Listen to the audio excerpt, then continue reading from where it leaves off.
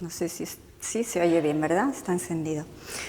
Buenas tardes a todos, bienvenidos a la siguiente conferencia de este ciclo Logos, Visiones del Mundo Clásico.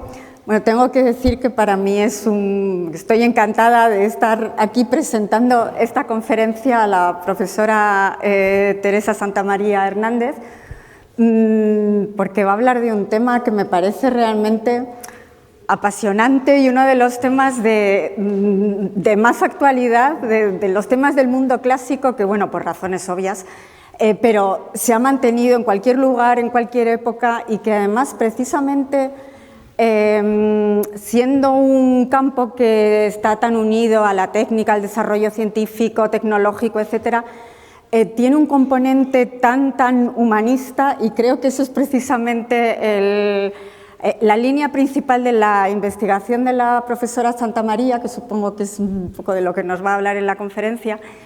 Y realmente es un tema que cuando se sigue a lo largo del tiempo nos habla o está tan unido a lo que son las creencias, el pensamiento humano, además de a ese desarrollo científico, tecnológico y demás, está tan unido a la religión, en fin, a toda una serie de cuestiones que ella investiga o ha investigado a lo largo del tiempo, bueno, y sigue investigando, como las plantas, los animales, los venenos, en fin, temas que además, por ejemplo, el de los venenos y de Nicandro de Colofón, sobre el que ha trabajado mucho, fueron pues de gran importancia para los reyes y para, en fin, a lo largo de la historia. Así que bueno, por muchas razones es un gran placer presentarla. Es catedrática de Filología Latina en la Universidad de Castilla-La Mancha y se doctoró en la Universidad de Valladolid. Su director fue Enrique Montero, lo cual ya es un poco una identificación de lo que ha sido luego su trayectoria, porque en Valladolid está uno de los, o ha habido tradicionalmente un campo de investigación muy importante en medicina. De hecho, sus líneas de investigación principales son pues, bueno, los textos médicos latinos fundamentalmente, tanto de la antigüedad como de la Edad Media, el Renacimiento, la toxicología grecolatina, en textos antiguos de medicina hermética, que es también otro de esos campos importantes al estudiar la medicina antigua, y la difusión latina, el léxico médico grecolatino, y ha dirigido muchos proyectos en relación con estos temas. De hecho, está dirigiendo ahora precisamente un proyecto del Logos del BBVA, que tiene este nombre tan bonito de Januae Vitae. Bueno, está dedicado a hacer una base de datos y una edición crítica de un diccionario manuscrito sobre medicamentos simples. Y ha sido investigadora principal de la red de excelencia Ópera Médica, recuperación del patrimonio textual grecolatino de la medicina europea.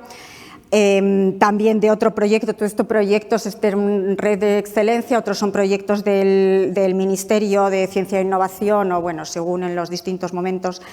Uno de ellos sobre Galenus latinos, viendo la recuperación del patrimonio escrito de la medicina europea. Otro proyecto que sigue también en general, bueno, yo creo que está centrada en recuperar, en la recuperación y transmisión, pervivencia de ese patrimonio tan importante de los escritos médicos a lo largo de todo el tiempo, porque comentaba antes la importancia, claro, en época medieval y bueno, hasta hoy día. Ha trabajado mucho también, aparte sobre muchos humanistas que se han dedicado especialmente a escritos médicos y siempre haciendo ediciones críticas. Ha trabajado, como decía antes, en Nicandro de Colofón, sobre el que ha tenido un proyecto y han publicado un libro muy interesante. Ha tenido otro proyecto en colaboración, y yo creo que esto es muy importante también, con la Facultad de Medicina, ¿no?, en la Universidad de Castilla-La Mancha, trabajando sobre Hipócrates y los aforismos hipocráticos, pero que también se presta mucho, es un indicativo de la importancia que tiene en nuestros estudios esta colaboración interdisciplinar que tanto hace falta. En fin, y bueno, ha editado muchísimos libros, en fin, tiene un currículum de investigación impresionante. Y me gustaría destacar, ya para terminar muy deprisa, que es hoy día la directora de la Escuela de Traductores de Toledo, porque ha trabajado mucho en textos de Toledo y, bueno, le decía antes que a mí me impresiona eso, no creo que haya mucha gente que pueda presumir de dirigir una escuela que tiene tantísima antigüedad en precisamente la preocupación por editar, recuperar, traducir y mantener, preservar y transmitir el patrimonio, que es de lo que se trata y es una de las funciones principales de nuestros estudios.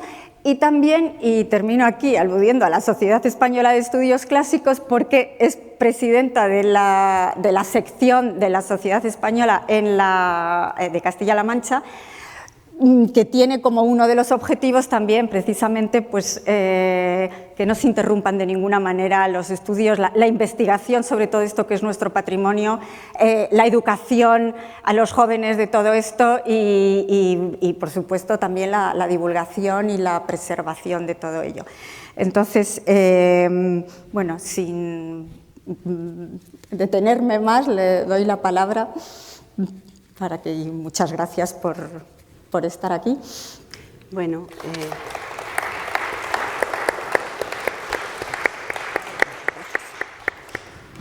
muchísimas gracias, Maripaz, por esas amabilísimas palabras. Bueno, que yo creo que describen pues, la labor de una investigadora como tantas y tantos otros a la que le gusta lo que hace, ni más ni menos. Y como tantos otros compañeros que pues, se dedican a lo mismo, a temas parecidos, ¿no?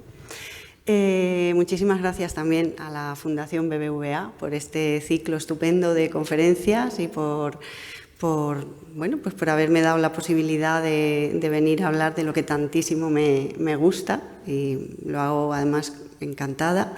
Es un grandísimo placer para mí y además debo decir que estoy muy agradecida y muy admirada de la magnífica organización del ciclo, lo estaba comentando antes y quiero decirlo. Bien, voy a empezar entonces mi exposición. Realmente, cuando yo me planteaba cómo organizar lo que quería decir o sobre qué aspectos podía centrarme, tuve la posibilidad de ocuparme de alguna faceta o algún aspecto más concreto de lo que yo voy a presentar aquí, ¿no?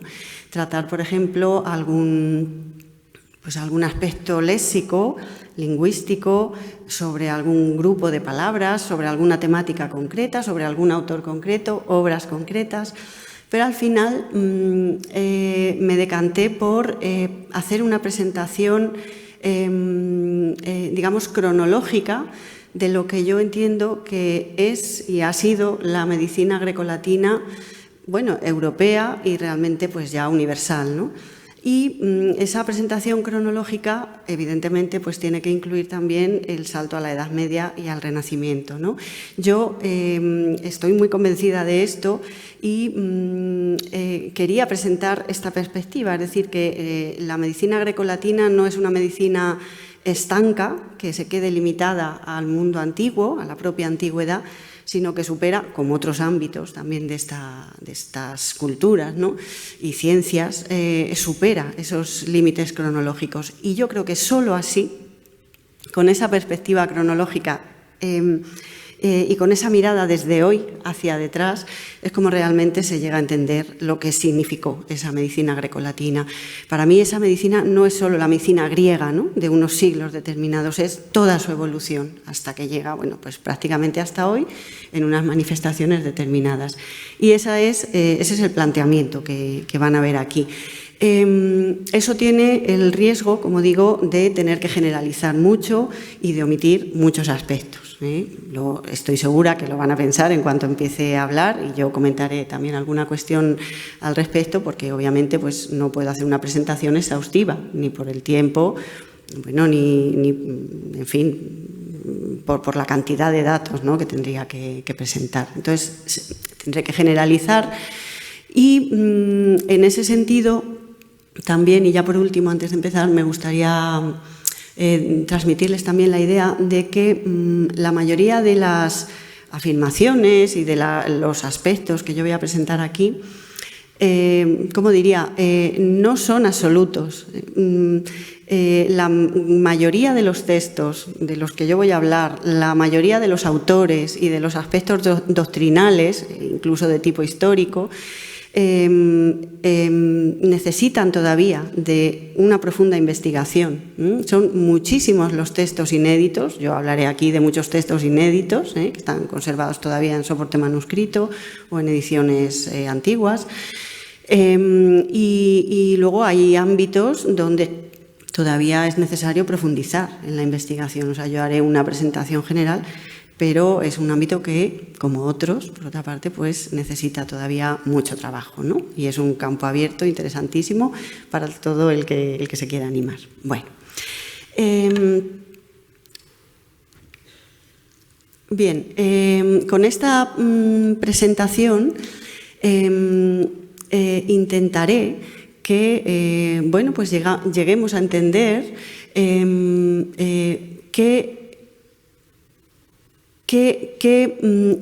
bagaje científico, qué bagaje cultural pudo manejar el gran renovador de la anatomía, Andrés Vesalio, que tienen ahí, el gran renovador de la anatomía moderna, un hombre del Renacimiento que, como luego comentaré, pues publicó, entre otros, una fábrica del cuerpo humano a mediados del siglo XVI, que marcó el punto de partida de la anatomía moderna que conocemos hoy, ¿no? Y un salto considerable con respecto a lo que había sido la anatomía anterior, ¿no?, de los antiguos y básicamente de los griegos.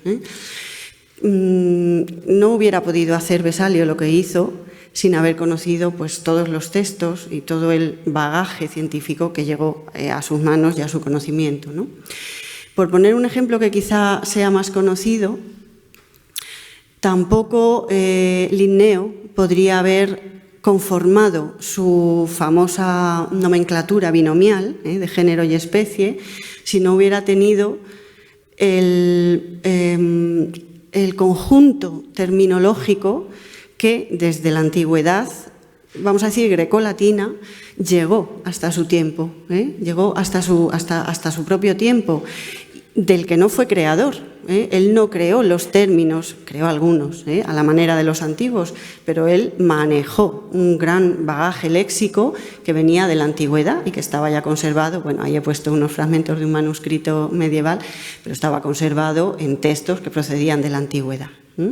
Sin ese bagaje terminológico y conceptual no hubiera podido hacer lo que hizo, ¿no?, a la hora de sistematizar el reino vegetal y el reino animal también. Ese es mi objetivo, ¿no?, con esta perspectiva. Bien, para hacer la presentación pues tenemos que empezar resumiendo cuáles son los hitos, los autores y las obras fundamentales de la antigua medicina, de la medicina grecolatina o grecorromana, como quieran. Ven que la he agrupado porque sabemos que hay pues, autores, por ejemplo, que escriben en griego, de origen griego, pero que se mueven en un ámbito ya romano, ¿no?, de organización.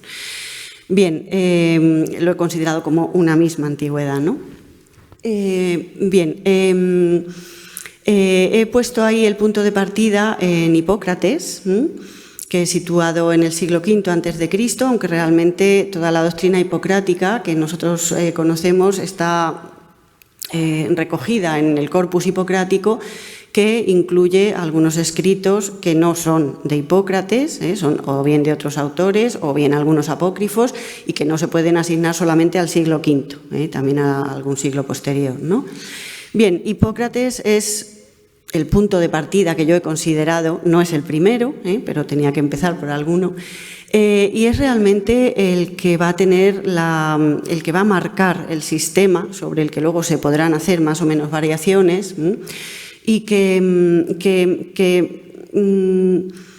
cifra el concepto de salud y enfermedad en la valoración humoral, en el equilibrio de los humores en el cuerpo. Es decir, la salud es el equilibrio de los 4 humores en el cuerpo, de sus cualidades, y la enfermedad pues será este desequilibrio, lo cual implica una terapéutica humoral también. Es decir, que para curar una enfermedad tenemos que restituir el equilibrio inicial, ¿no? Bien, todo muy resumido, ese concepto humoral de la medicina es el que encontramos ya en los escritos hipocráticos y el que va a perdurar, bueno, con algunas variantes, pero realmente el que va a perdurar hasta bien entrada la Edad Moderna.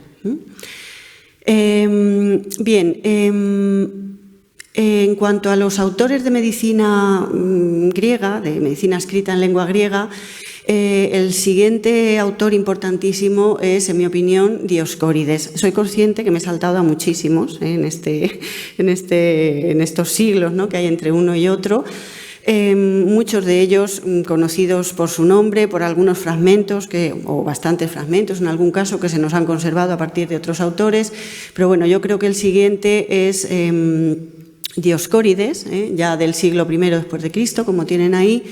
Un autor, digamos, que escribía en griego, aunque de ámbito romano, y bueno, pues que escribió la obra capital de materia médica, de botánica medicinal, la materia médica, o Perigiles Iatriques, en 5 libros.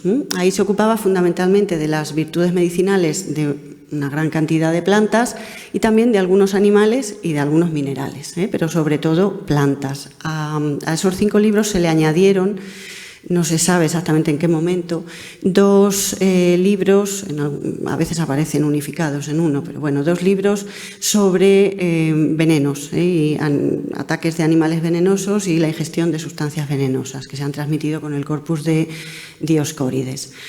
El siguiente autor importantísimo en griego, yo diría el que más, a pesar de Hipócrates, es Galeno. Galeno de Pérgamo, que tienen ahí recogido en el siglo II después de Cristo, que claro, nos dejó un corpus extensísimo, al que se fueron añadiendo también pues, algunas obras apócrifas, o bastantes obras apócrifas. En la actualidad el corpus galénico no está totalmente editado todavía. Tenemos una edición importante, la edición de King, pero no recoge todas las obras del corpus, está necesitada de una renovación además. Y a esas obras además hay que añadir las que supuestamente se perdieron. Se han perdido también varias obras del corpus, ¿no? Algunas de ellas en un incendio, en el incendio famoso del Templo de la Paz de Roma, y lo cuenta el propio Galeno, ¿no? Bien, Galeno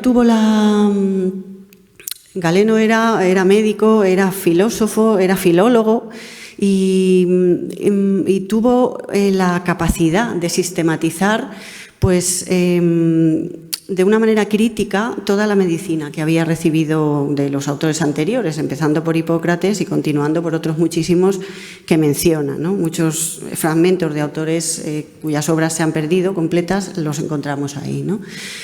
Y abordó todos los ámbitos de la medicina, la fisiología, la patología, la anatomía, la semiología, todos los ámbitos, la terapéutica, por supuesto, la cirugía, todos los ámbitos de la medicina, y por eso yo creo que tuvo esa grandísima relevancia para la posteridad. Para mí, junto con Dioscórides, como ahora volveré a decir, fue el autor capital. Bien, en cuanto a autores griegos, en lengua griega, creo que los siguientes relevantes son los últimos que tienen ahí, los llamados enciclopedistas bizantinos, Oribasio, Aecio y Pablo de Gina. autores de enciclopedias médicas basadas muy fundamentalmente en Galeno. Tienen el gran mérito de haber, en algunos casos, conseguido que parte de la doctrina galénica y, bueno, del aspecto formal de esa medicina, ¿no?, de la lengua en algún caso, haya pasado a la Edad Media, porque fueron muy utilizados, con diferencias en la Edad Media. Y luego he añadido a Alejandro de Tralles. Alejandro de Tralles, autor de una obra de terapéutica, organizada pues, por enfermedades, y la manera de curar distintas enfermedades, que fue traducida al latín en el siglo VII. Bien. Ven ustedes que ahí, entre lo que puede ser el siglo II y el siglo VI, he añadido la medicina hermética. Bueno, no podía poner todo lo que quería, y lo puse así, pero me parece que es un conjunto, esa medicina hermética ha dejado un conjunto de textos que han tenido cierta relevancia, luego comentaré algo sobre esta cuestión, en los escritos médicos posteriores, por lo menos de cierto momento, por lo menos en la Edad Media, ¿no? ¿Qué es la medicina hermética? Pues por medicina hermética podemos entender una doctrina fundamentalmente terapéutica que es fruto de de un sincretismo greco-egipcio, que se produce sobre todo bueno, pues en el periodo helenístico y después, en ese mundo del norte de África, en Egipto fundamentalmente, donde impera también la cultura griega, pero recibe distintas influencias. Y entonces aquí se va conformando un tipo de doctrina médica que se ha relacionado en algunos casos con la medicina de los templos, y que se centra sobre todo en, digamos, defender la existencia de virtudes terapéuticas en elementos de la naturaleza, plantas, animales y minerales, fundamentalmente virtudes terapéuticas recibidas de seres astrales. Es decir, que viene a proyectar en la medicina lo que es la influencia del macrocosmos sobre el microcosmos, ¿no? Esta medicina, que tiene su relevancia, nos ha dejado fundamentalmente 3 textos escritos en griego importantes, aunque en un estado, bueno, pues de conservación que no parece corresponderse con lo que pueden haber sido los originales, ¿no? Uno de ellos, el más importante, son las llamadas Kiranides, las Ciranides griegas, que son 4 libros, bueno, dedicados a, no me extiendo mucho, pero dedicados a detallar las virtudes de plantas, animales y en algún caso algún mineral en la curación de distintas afecciones y en la consecución de algunos fines que ya superan el ámbito de la medicina, es decir, para tener éxito en los negocios o para ser amado por los hombres o por las mujeres, en fin, este tipo de cuestiones que superan la medicina y entran ya en lo que es digamos, pues un ámbito de magia, de superstición. Este es uno de los textos importante que además conservamos luego en una traducción latina del siglo XII.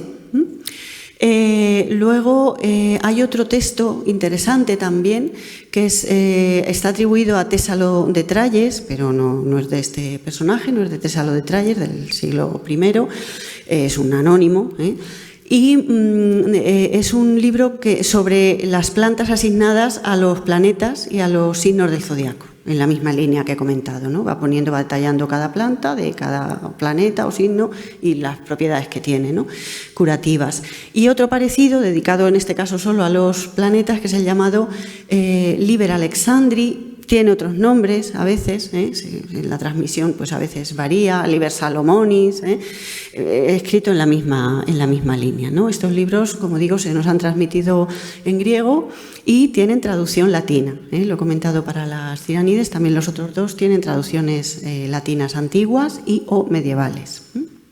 Bien. En cuanto a la medicina, bueno, me he olvidado de comentar, me he saltado muchos autores, como he dicho. Y entre ellos solo he querido destacar, por razones obvias, por el interés, pero bueno, por la importancia que tiene, a Nicandro de Colofón, del siglo II a.C. Bueno, hay problemas de datación, hay varios Nicandros, no me extiendo en esa cuestión, pero vamos a poner siglo II a.C., periodo helenístico, y es relevante por la transmisión de su obra. Luego comentaré al final algo también sobre él.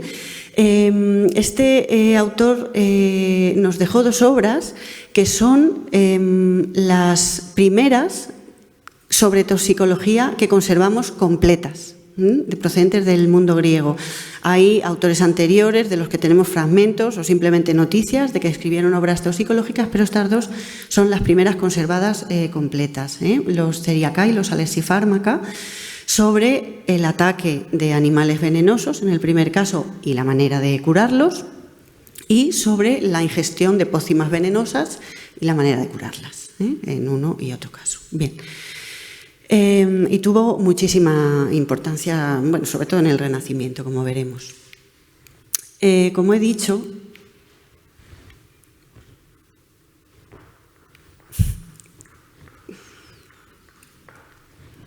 no pasa. Vale, bien. Como he dicho, gracias. Para mí, los dos más relevantes en cuanto a la transmisión, aunque todos realmente lo son Dioscórides y Galeno, en mi opinión. Dioscórides, por la gran trayectoria de su obra, que es que la seguimos manejando pues prácticamente hoy, ¿no? Con esas virtudes medicinales de las plantas que se siguen utilizando hoy en día, en muchos casos, y que fue traducido al latín ya en la antigüedad, prueba de la relevancia que tenía. En la antigüedad tardía, en esos siglos de transición entre la antigüedad y la alta edad media, fue traducido al latín no una, sino 3 veces. Conservamos una traducción completa, que es el llamado Dioscórides Lombardo, o Longobardus, que es más o menos del siglo VI, después de Cristo, pero hay otras 2 traducciones que conservamos solo fragmentariamente, por algunos fragmentos que hemos ido encontrando en otras obras. Alguna de ellas presentaré aquí después, y llamamos Dioscórides A y B, pero esa está fragmentada, pero fue traducido por lo menos 3 veces al latín. Luego hablaremos de las traducciones árabes. Y el otro grandísimo autor, pues como he dicho antes, es Galeno de Pérgamo, ¿no? Galeno de Pérgamo, que empezó su formación médica en su ciudad natal, en Pérgamo, pero luego, como saben, pues viajó por un montón de sitios completando su formación médica. Fue a Corinto, fue a Esmirna, fue a Alejandría, por supuesto, y hizo varios viajes a Roma, donde pasó también muchísimo tiempo, ¿no? y se estableció también casi al final, ¿no? Para trabajar allí. Además de ejercer en Pérgamo. En Pérgamo, precisamente, fue médico de gladiadores. Ahí he puesto una imagen de un fresco que no es Galeno. Es un conocido fresco de Pompeya, de Eneas, y un médico que le está curando una herida, ¿no? Y esto, además, le ayudó mucho a desarrollar todas sus teorías sobre la curación de las heridas, la cicatrización, que encontramos luego en su obra, ¿no? Ahí muy bien proyectado, ¿no? Y que tuvo luego relevancia, ¿no? En siglos posteriores, ¿no? Sabemos que tenía una oficina, un almacén, vamos a decir así, en el Foro Romano, en la zona del Templo de la Paz, donde guardaba un montón de libros suyos, de otros autores, un montón de sustancias medicinales que se le quemaron con el incendio famoso, motivo que luego fue utilizado por anónimos, tanto en el mundo árabe como en el mundo occidental latino, para defender como galénicas obras que eran apócrifas, presentándolas como supuestamente salvadas de aquel incendio, ¿no? Bien, ahí lo tenemos conversando con Hipócrates, como gran receptor de la doctrina hipocrática, en un fresco también de una iglesia de Anagni, en Italia, ¿no? En un fresco del siglo XIII. Bueno. Vamos a volver atrás. No sé qué pasa. Algo hago. A ver si son las pilas. Atrás. Sí. Ay, no. Aquí, ¿no? Para atrás. Aquí. Sí. Es que... O sea, a ver si es que le has dado ahí en el extremo. No, en el centro. Bueno, si no puedo, me ayudas. Si no, simplemente digamos que pasamos y vale. Sí. Bueno, como veis ahí, como ven ahí, hay que prestar atención también a los autores latinos, a los autores latinos. Realmente los autores más relevantes para la medicina latina, omito algún antecedente, son los autores del siglo I, Cornelio Celso, un autor del que no sabemos prácticamente nada, excepto que nos dejó los 8 libros de medicina que conservamos en la actualidad, escritos en latín, que formaban parte de una enciclopedia médica más amplia, que atendía muy a la manera romana y de los enciclopedistas romanos otras disciplinas, ¿no? Como el derecho, la agricultura y todas estas, ¿no? Nos han quedado solamente los 8 libros de medicina y tuvo una gran trascendencia, sobre todo desde el punto de vista formal de la lengua, sobre todo en el Renacimiento. No he puesto ahí a Plinio, pero habría que añadirlo. Plinio no fue médico, igual que Celso tampoco parece que lo fuera, pero también una parte de la enciclopedia de Plinio está dedicada a las sustancias medicinales, sobre todo plantas, pero también algunos animales y minerales. Varios libros, entre el 20 y el 32 creo que están dedicados a las sustancias medicinales. Y un autor quizá menos conocido, Scribonio Largo, autor de una obra ya más limitada, ¿no?, que estas otras, que es una especie de antidotario, ¿no?, una obra sobre medicinas compuestas, medicamentos compuestos, con distintos compuestos para curar distintas afecciones. Después de eso tenemos que hablar de lo he puesto así, recetarios y los herbarios. Hay varios. Estos recetarios y herbarios los encontramos sobre todo entre los siglos III y V después de Cristo, y bueno, son distintos. No me voy a extender porque luego voy a comentar el que es el conjunto capital en este sentido. Y luego finalmente los autores o tratadistas del siglo V, que son muy importantes en la transmisión del conocimiento médico y de la lengua médica latina. Los tienen ahí: Vindiciano, Teodoro Prisciano, Casio Félix, Celio Aureliano y Marcelo de Burdeos. Quitando a este último, que obviamente procedía de Burdeos, los otros proceden del norte de África y son unos autores que, no vamos a decir tradujeron, no son exactamente traductores, sino que adaptaron en su mayoría obras anteriores de autores griegos. Son capitales ahí, sobre todo Teodoro Prisciano y sobre todo Celio Aureliano. Celio Aureliano adaptó, tradujo obras, por ejemplo, de tipo ginecológico, de contenido ginecológico, de Sorano de Éfeso, del siglo I, y compuso también, parece que a partir de algún tipo de adaptación, traducción de una obra griega anterior, un texto que conservamos, magnífico, sobre un tratado sobre enfermedades crónicas y agudas, muy importante, muy extenso, muy importante, ¿no?, para la clasificación y la terminología médica que utiliza. Estos autores del siglo V representan el segundo momento importante de enriquecimiento de la lengua médica. El primero está representado sobre todo por Celso y Plinio. Es un momento, el siglo I, donde los autores tienen que adaptar doctrina griega y a veces no encuentran la terminología latina adecuada, a veces recurren a los términos griegos. Celso traducía fragmentos de Hipócrates, por ejemplo, en sus 8 libros de medicina, y representan ese primer momento en cuanto a medicina. Y el segundo momento son los autores del siglo V, que cambian, helenizan más su lengua, y son capitales para el paso a la Edad Media. El latín médico que vamos a encontrar en la primera Edad Media, sobre todo, tiene una gran deuda con estos autores. Bueno, bien, a ver. Hombre. Bien, ¿qué pasa en la Edad Media? Esto es el panorama así general.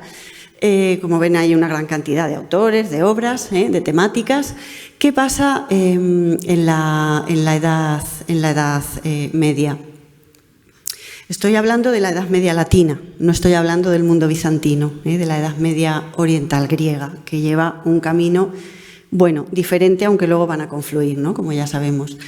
Bien, pues vamos, aquí tenemos que hacer la distinción entre Alta Edad Media y Baja Edad Media.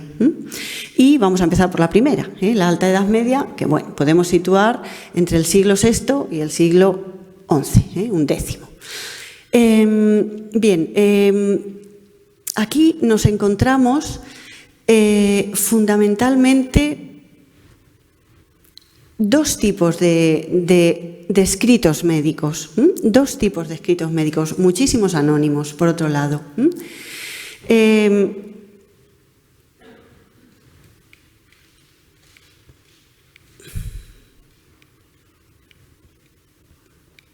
Bueno, los primeros, que son los más tempranos, que podemos situar en torno al siglo VI, son escritos todavía muy apegados a la medicina griega.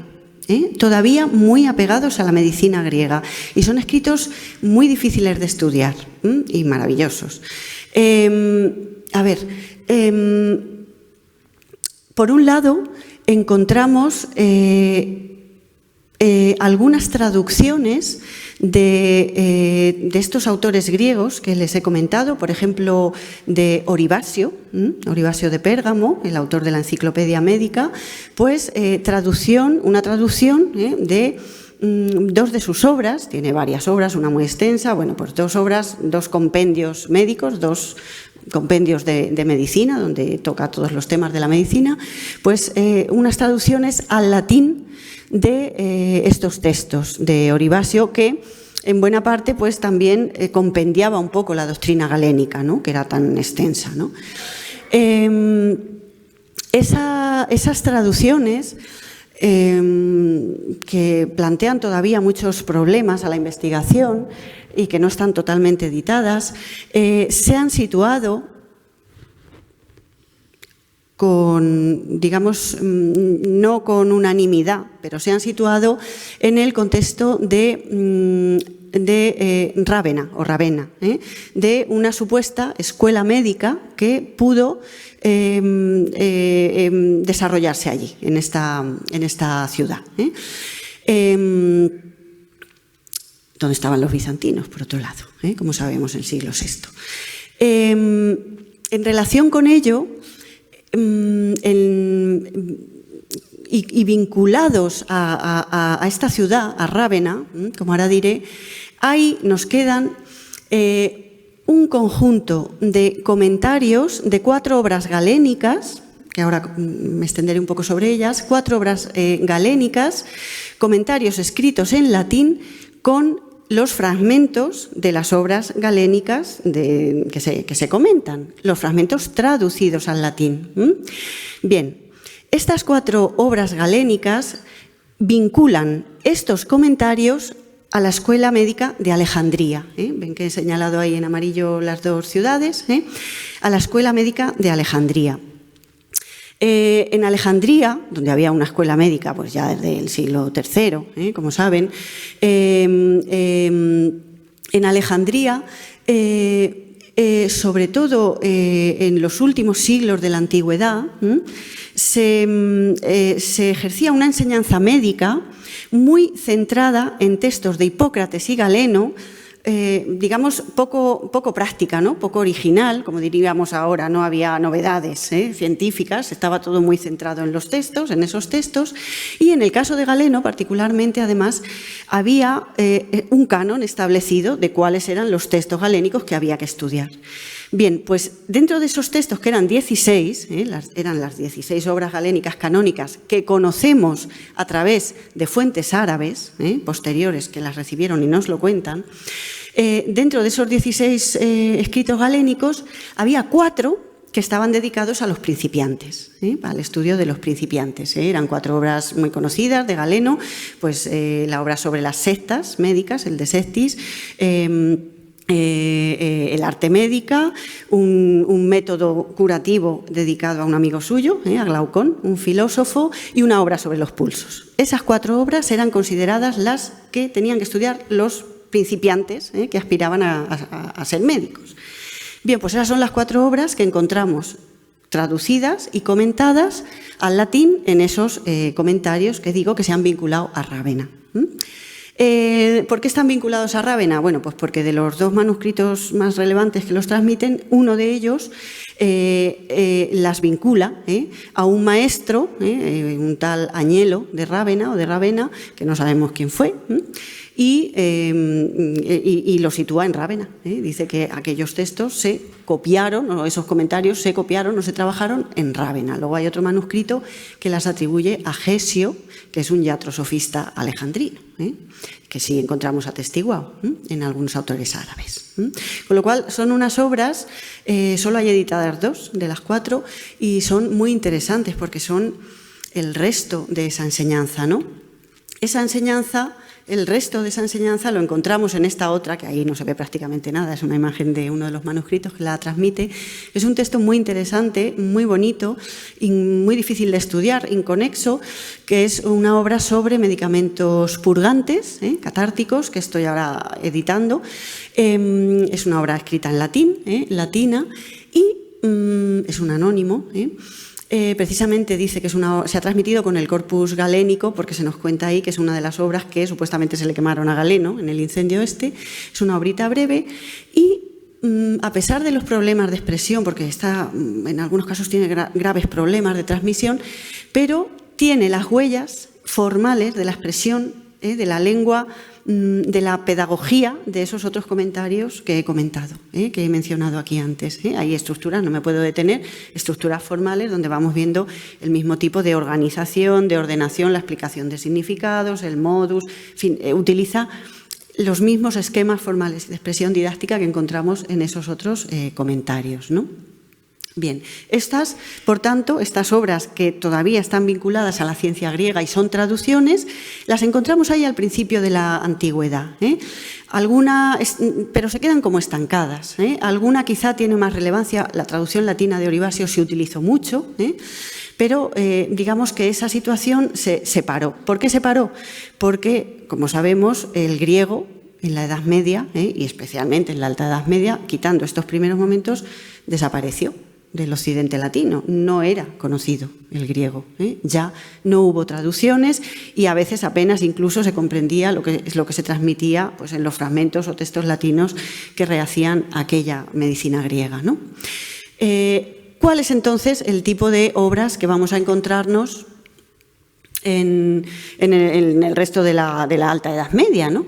Pues van a ser obras de tipo muy práctico. O sea, todas las disquisiciones teóricas sobre medicina de estos autores antiguos, sobre todo de Galeno, también de Hipócrates, esto ya prácticamente desaparece de los siglos altomedievales y sí que nos vamos a encontrar obras de tipo muy práctico, sobre todo una gran cantidad de recetarios y herbarios, recetarios o distintas composiciones de medicamentos, herbarios y algunos escritos de zooterapia.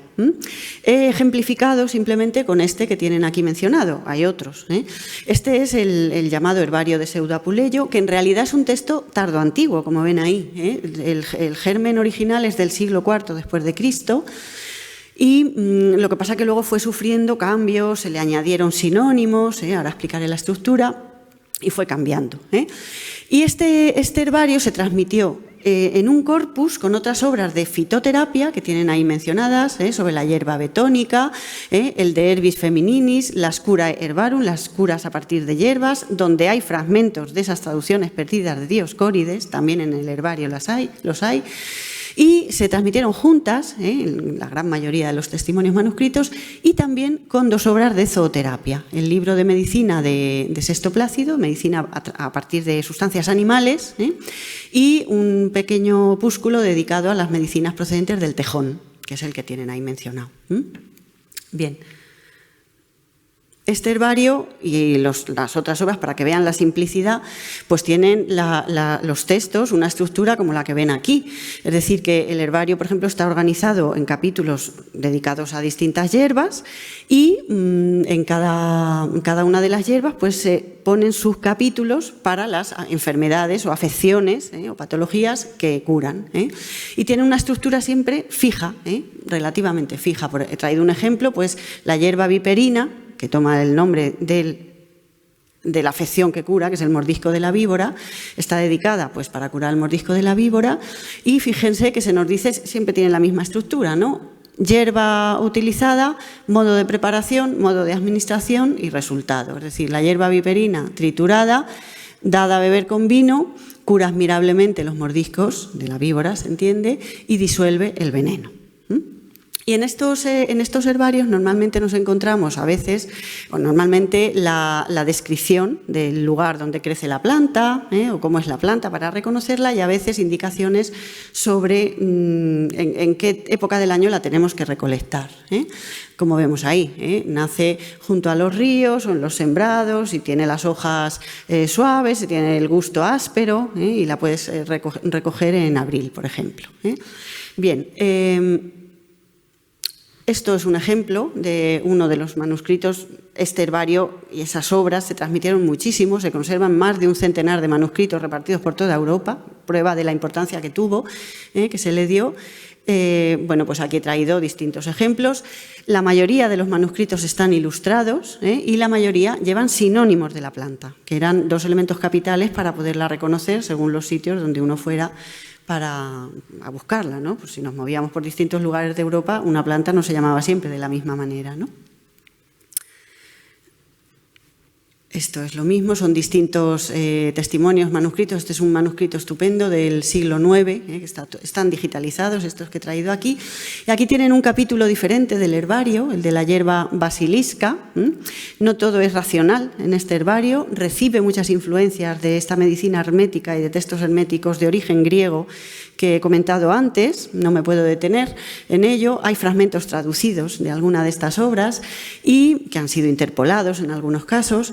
Y este es uno de esos capítulos de tipo mágico, el dedicado a espantar a la serpiente basilisco, que es una serpiente, como sabemos, pues un poco mítica, que luego pasa a la Edad Media y va cambiando de forma, y que supuestamente mataba con la mirada. Esto no tiene nada de racional, es todo superstición, y supuestamente esta hierba basilisca pues espantaba a esta serpiente cuyo ataque no tenía cura, o sea, si te miraba, pues ahí morías, ¿no? No está identificada ni la serpiente ni la planta, claro. Esto es lo mismo, ¿no? Distintos manuscritos, distintas ilustraciones. Este es el mismo concepto en la obra de Sexto Plácido, como les he dicho, de zooterapia. Y con esto se hacen algunas otras obras de tipo práctico también a partir de estas, pero son textos muy prácticos. Es una medicina básicamente, yo entiendo, monástica. Está dedicada pues, al trabajo de los monjes en el huerto, a reconocer ciertas plantas. Y a la vez que se copian los textos, pues nos transmite luego otro tipo de medicina que no tiene un uso práctico. O sea, todas estas cosas supersticiosas obviamente no se utilizaban, otras sí.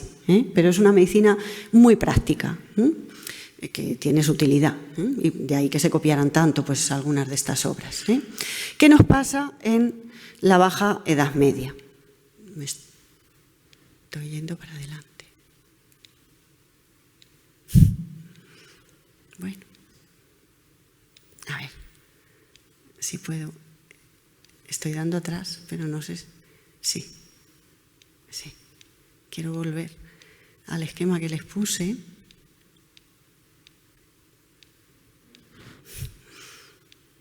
Aquí. Bueno, ¿qué pasa en la Baja Edad Media? En la Baja Edad Media cambia todo. En la Baja Edad Media, bueno, vamos a poner que empieza en el siglo XI, más o menos. Son todo transiciones, no hay cambios bruscos, y aquí cambia el panorama del conocimiento médico totalmente, como sabemos también. ¿Y por qué cambia? Pues por un hecho fundamental, que algunos o casi todos ustedes pues ya conocen. Yo he dicho que en la Alta Edad Media latina occidental el griego fue un gran desconocido y eso motivó pues, que los textos y autores relevantes de la medicina griega casi no se conocieran aquí, ¿no? Excepto esos restos que nos quedaron, ¿no? Pero la medicina griega siguió otro camino de transmisión, llevó otra vía de transmisión, que fue la vía oriental, o la vía, vamos a decir, árabe, o Siria árabe, si queremos. Fue la vía oriental. ¿Por qué? Bueno, pues porque por razones obvias y de contacto geográfico también, y por distintas circunstancias en las que no me puedo detener, los textos de la medicina griega, los textos de la antigua medicina griega, los escritos de Galeno, los escritos de Hipócrates, de Dioscórides, de los enciclopedistas, estos que he mencionado, llegaron al mundo árabe.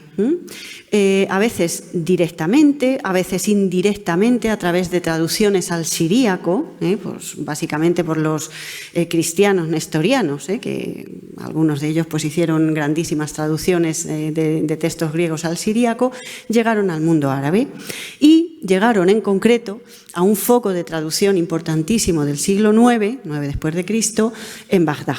Un foco de traducción que nosotros conocemos con el nombre, bueno, por la tradición de Casa de la Sabiduría, se ha dicho que era una escuela, bueno, aquí existen los problemas un poco de definición, un foco de traducción importantísimo, sobre todo con la figura de un traductor muy importante en este foco, en este núcleo de traducción, Hunayn ibn Ishaq o Joannitius, latinizado, ¿no? Este hombre con un equipo, era médico, con un equipo de traductores, pues tradujo una gran cantidad de obras de autores griegos, fundamentalmente de obras galénicas, las obras de Galeno, pero las obras teóricas de la medicina galénica, las obras sobre los medicamentos simples, las obras o los comentarios a Hipócrates, sobre las obras sobre los elementos, por ejemplo, sobre los 4 elementos, ¿no? En la proyección en la medicina. Las obras importantísimas de la medicina galénica fueron traducidas al árabe, a veces traducía también al siríaco, era nestoriano, no era musulmán, era cristiano y traducía al siríaco o al árabe. Bien, esas obras entraron en Occidente latino. ¿Y por dónde entraron? Por el sur de Europa. Cuando llegaron los árabes, entraron en el Occidente latino y fueron traducidas al latín. Fueron desde el griego al árabe, pasando a veces por el siríaco, y del árabe otra vez al latín. Fueron traducidas al latín y así se pudieron difundir en la Europa occidental bajo medieval. ¿Cuándo se hicieron estas traducciones? Pues en primer lugar en el siglo XI. El pionero fue, lo tienen ahí, Constantino el Africano, en el siglo XI. Bueno, se nos dice que era un musulmán, que se vino a Italia, se hizo cristiano, se hizo monje, se metió en el monasterio de Monte Cassino y se puso a traducir. Entonces tradujo pues algunas obras, vamos a decir, no totalmente obras originales galénicas, sino de corte galénico, de autores árabes que recogían a Galeno.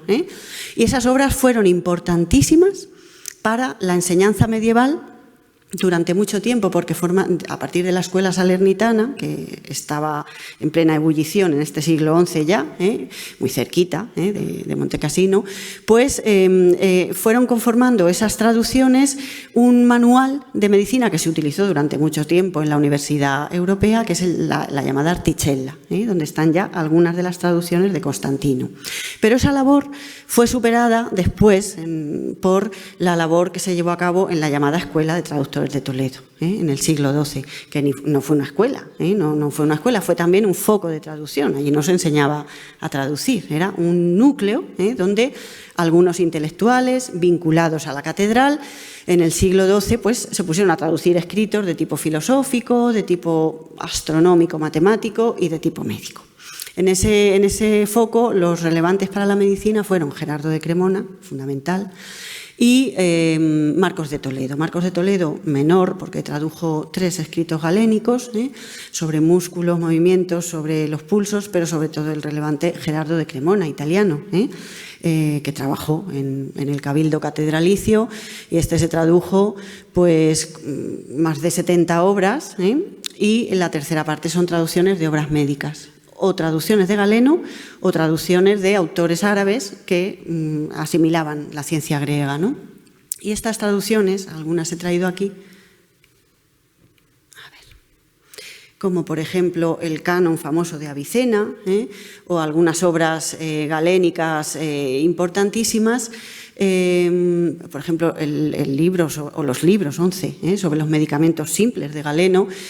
Rápidamente, para lo que es la Edad Media, en cuestión de un siglo y algo, no es como hoy que damos a la tecla y se difunden las cosas, no, ahí tenía que pasar el proceso de transmisión, pero rápidamente entraron en la Universidad Española, europea, con diferencias de asimilación, pero se convirtieron, muchos de ellos, el canon es el ejemplo, se convirtieron en los manuales de la enseñanza médica durante muchísimo tiempo, hasta bien entrada la Edad Moderna, con más o menos problemas conforme avanzaba y evolucionaba la medicina, pero tuvieron una relevancia importantísima en la renovación de los estudios médicos, y fueron acompañados de muchísimos comentarios, de muchos autores y todo a la manera escolástica, ¿no? Entonces cambió, como ven, el panorama de los textos. No son estos textos prácticos elementales, difíciles también, tienen su enjundia, ¿no? Y su relevancia. Son otros textos distintos, esto es otra cosa, y tuvieron, como digo, pues entraron en la universidad muchísima importancia para la enseñanza médica. Bien, he traído aquí como testimonio, hubo otros movimientos de traducción importantes en la Edad Media, en la Baja Edad Media. Lo que pasa que quizá para la medicina no tan relevantes. Uno son los dos movimientos del siglo XIII, el de Sicilia, impulsado por Federico II, un rey cultísimo, y rodeado de poetas y que escribía poesía en lengua vernácula y mandaba traducir textos. Pues este mandó traducir, por ejemplo, obras de veterinaria del árabe, procedentes del mundo árabe, pero que procedían de la veterinaria de la hipiátrica griega. Habían sido traducidas al árabe desde el griego, ¿no? En el mismo sentido que he comentado. Y luego el otro gran movimiento es el de Alfonso, el impulsado por Alfonso X, que no creó la Escuela de Traductores de Toledo, ni nada de eso, que oímos a veces, que ya hemos dicho que era otra cosa, ¿no? Pero sí que es verdad que impulsó un gran movimiento y aunque no mandó traducir obras propiamente médicas, pero sí que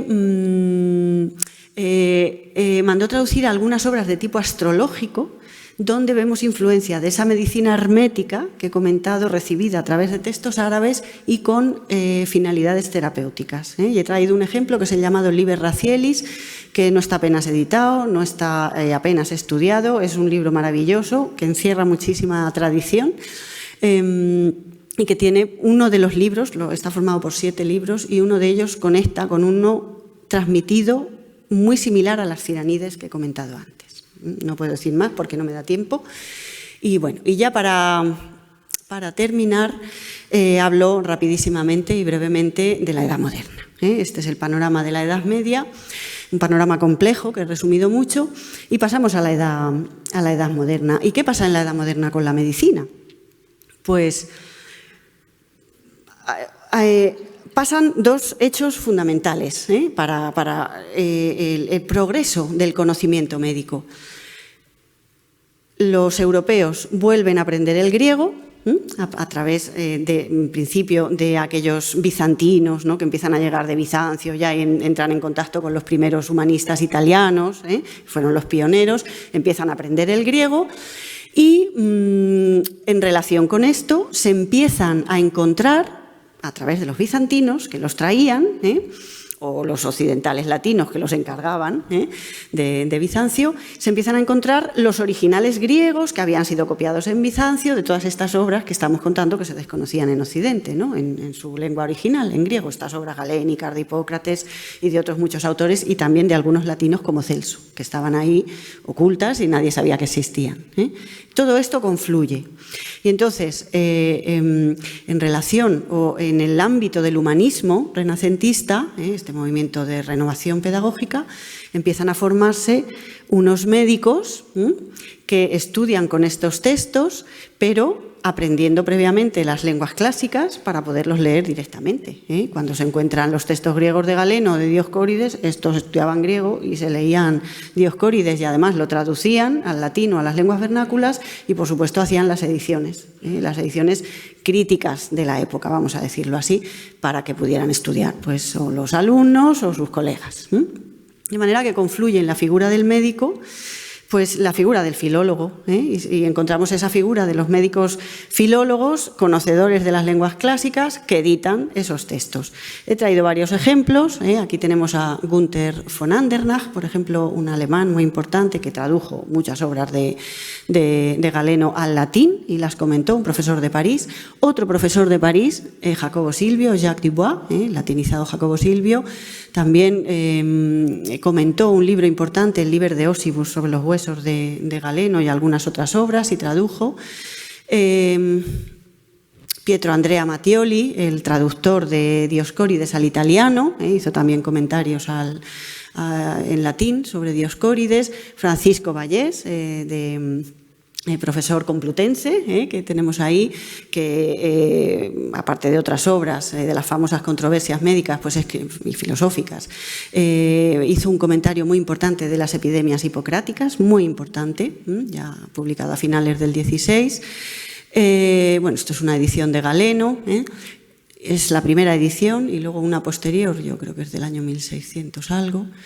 En definitiva, nos empezamos a encontrar con que todos estos médicos, en sus ediciones, traducciones, comentarios, empiezan a decir que ellos quieren restituir a los autores antiguos a su estado original, a depurar los textos y a liberarlos de esas traducciones medievales. Se produce una reacción contra esas traducciones árabo-latinas que estaban llenas de lenguaje, cargadas de lenguaje escolástico, a veces corrompido, porque claro, cuando estos pobres traductores medievales se enfrentaban a los términos árabes, a veces no sabían ni lo que era aquello, ¿no? Entonces hicieron una labor meritoria, pero estos reaccionaron enseguida, ¿no? Y depuraron esos textos, ¿no? Que iban encontrando. A ver. Y, por último, pues he traído 3 ejemplos de autores españoles, ¿no? El primero de ellos, Miguel Servet, que aparte de otras obras de tipo más teológico, como sabemos, y aparte de la cuestión de la circulación de la sangre, es autor de otras 2 obritas médicas muy interesantes, porque se define ahí como un gran humanista, sobre todo en la Siruporum Universa Ratio, una obra sobre los jarabes, los productos terapéuticos, que venían tradicionalmente de la tradición de los textos árabes, y él dice que ya los utilizaba Galeno, y hace ahí unos comentarios también sobre un aforismo hipocrático que había sido muy, muy polémico, y ahí él se declara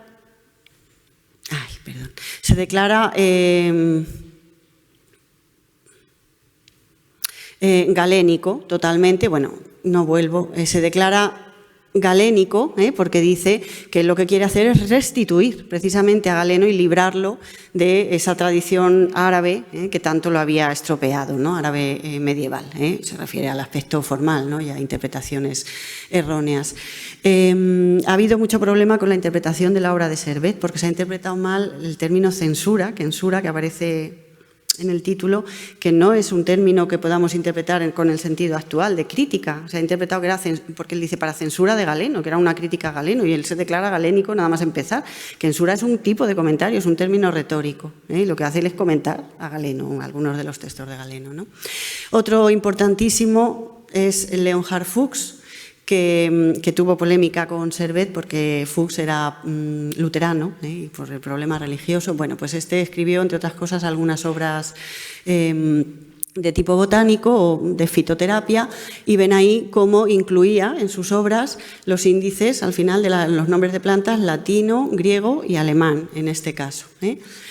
Un testimonio muy importante, el español Andrés Laguna, médico de corte y viajero, que tradujo al castellano, entre otras cosas, tradujo al castellano Dioscórides, incluye unos índices al final de la obra griegos, con los nombres de las plantas griegos, latinos, bárbaros, castellanos, árabes y de no sé cuántas lenguas romances, catalán, portugués, francés y no sé cuál más. Y Por ejemplo, un naturalista suizo, Gessner, que en un catálogo también de plantas pues incluye los nombres en latín, griego, francés y alemán. Pedro Jaime Esteve, el español, uno de los que he comentado antes, un profesor de medicina de la Universidad de Valencia, que publicó, además de un comentario pionero en Europa sobre un libro, el libro segundo de las epidemias hipocráticas, una traducción en hexámetros latinos de uno de los poemas toxicológicos de Nicandro, el Osteríaca, con un comentario latino también.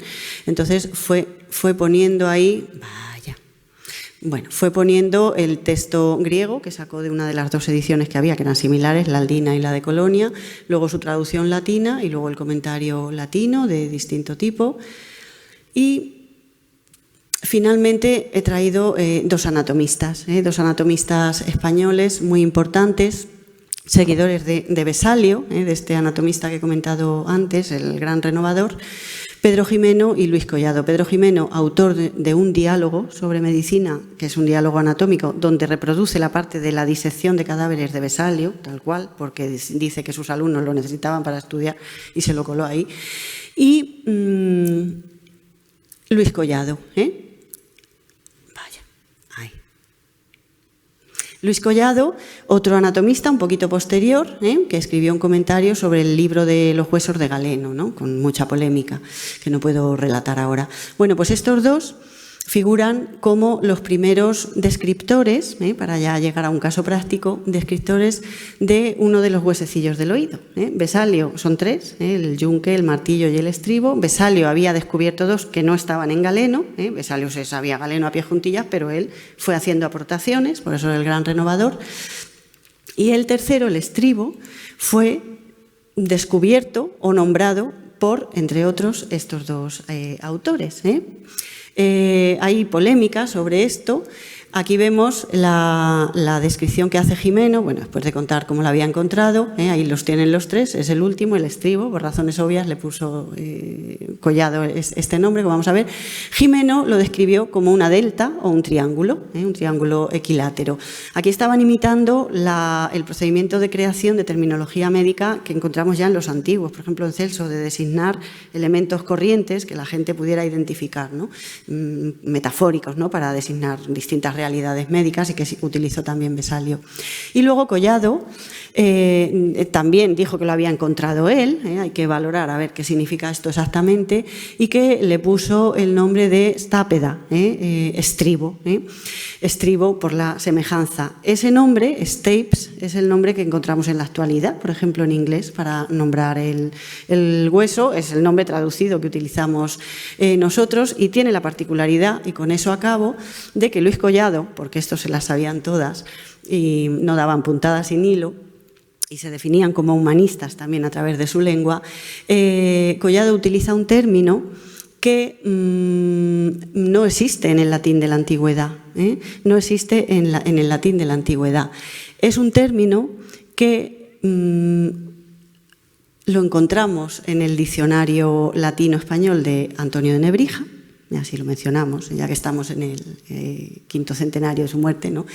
En el diccionario latino-español de Antonio de Nebrija, que lo menciona como neologismo y lo atribuye, la creación, a Francesco Filelfo, también el humanista, ¿no? Italiano. O sea que Luis Collado sabía perfectamente lo que estaba haciendo cuando utilizaba este término.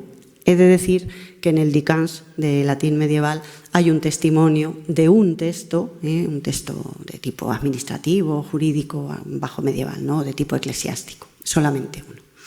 Y esto es todo lo que les quería decir. Muchísimas gracias por su atención.